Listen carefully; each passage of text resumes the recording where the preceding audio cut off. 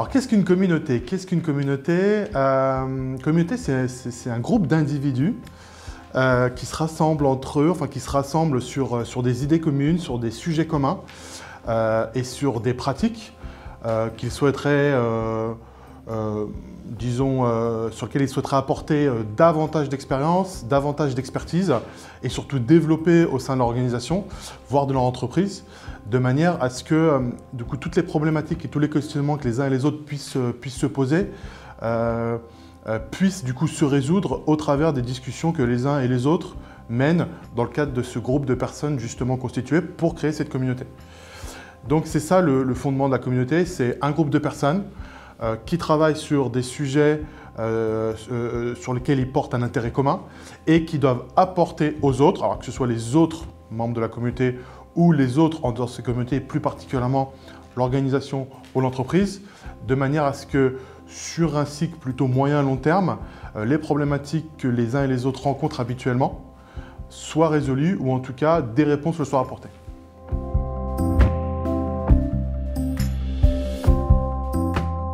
Alors, nos clients nous demandent souvent comment on déploie une communauté. Fondamentalement, c'est pas compliqué. Fondamentalement, c'est même très simple à comprendre. Il faut s'intéresser à 3 points essentiels. C'est qui participe à cette communauté, sur quoi les individus qui constituent cette communauté va travailler ou en tout cas va se concentrer, et qu'est-ce que ça doit apporter. Enfin, quelles sont les réponses que la communauté, lors de ses travaux collectifs, va se concentrer. Alors sur le qui, c'est surtout les personnes que ça intéresse. Il ne faut surtout pas pousser les gens à y aller et encore moins les forcer. Parce que comme c'est un groupe d'individus qui travaillent sur des choses sur lesquelles ils portent un intérêt, bah, il faut que ça les intéresse, tout simplement.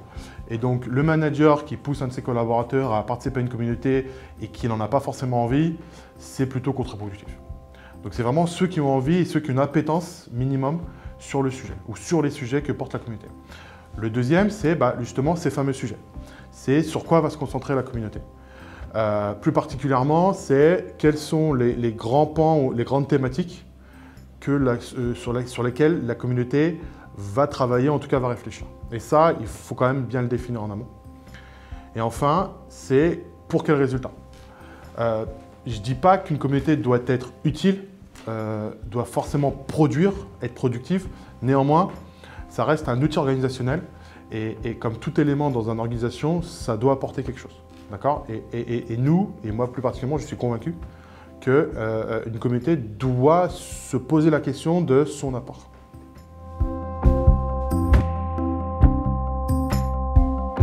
Une fois qu'on a dit ça, comment ça se matérialise vraiment là, chez les clients? Enfin, c'est quoi la réalité? Dans la pratique, qu'est-ce que ça donne? Il s'avère que la pratique n'est pas aussi rose et aussi simple que ce que la mise en œuvre fait apparaître. Parce qu'en pratique, mettre en place une communauté, fondamentalement, j'ai dit avant, c'est pas compliqué.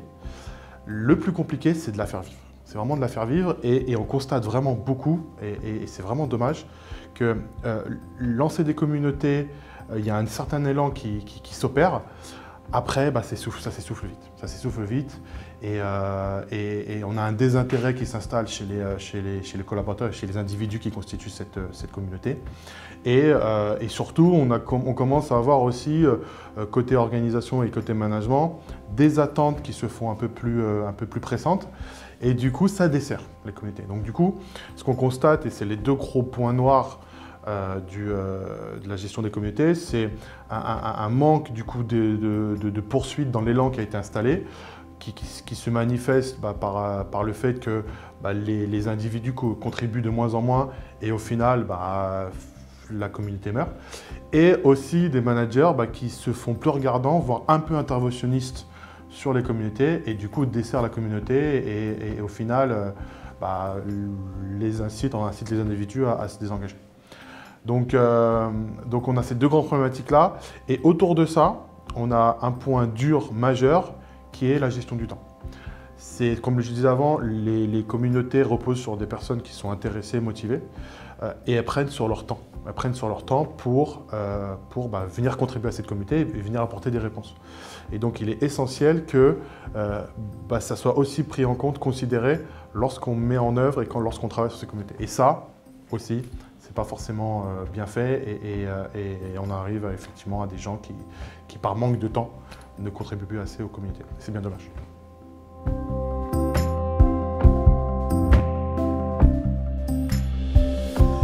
Alors, on pourrait penser que mettre en place une communauté, c'est voué à l'échec, mais non. Mais non, il y a quand même des choses qu'on peut faire et qui apportent vraiment des vraies réponses concrètes aux problématiques qu'on a exposées avant. Moi, si je peux me permettre, et au nom de Tasman, on peut éventuellement conseiller 2-3 choses. La première, et ça fait écho à ce que j'ai dit avant,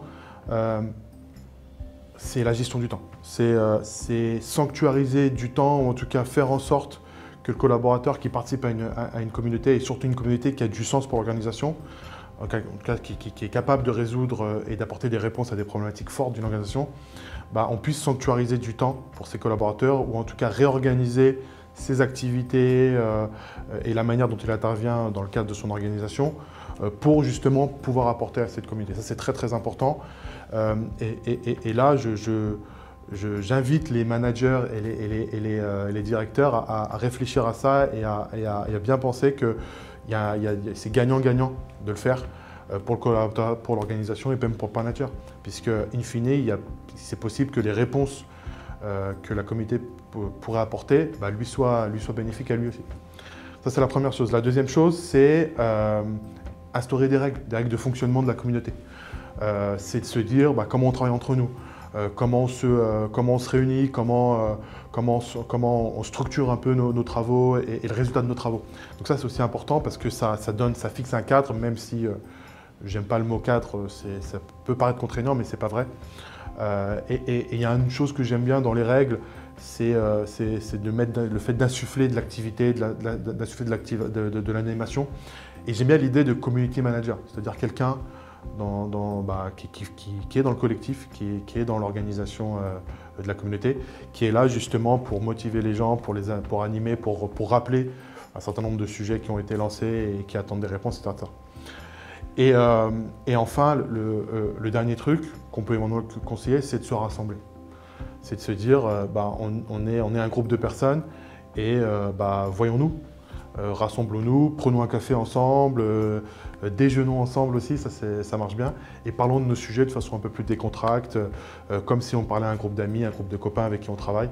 Et c'est ça l'idée de la communauté, c'est de se dire c'est un groupe de personnes qui travaillent ensemble sur des sujets communs et qui va apporter quelque chose. Et c'est quelque chose que nous, Tasman, on expérimente avec succès, alors que ce soit chez nous, chez nos clients, mais vraiment pour partager une expérience chez nous. Donc nous aussi on a des communautés, nous aussi on a des gens qui se sont montrés volontaires et motivés pour les faire avancer. Et nos managers sont contents. Et d'ailleurs ils nous poussent et ils font en sorte qu'on s'organise, on travaille de manière à pouvoir contribuer, collaborer à ces communautés. Donc c'est vraiment un truc gagnant-gagnant et sur lequel si tout le monde y met un peu du sien et surtout si tout le monde réfléchit dans le même sens, on peut y arriver.